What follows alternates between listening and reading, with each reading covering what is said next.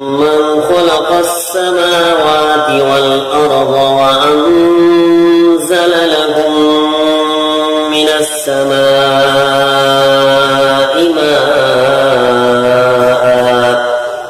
فأنبتنا به حدائق ذات بهجة ما كان لكم أن تنبتوا شجرها إله مع الله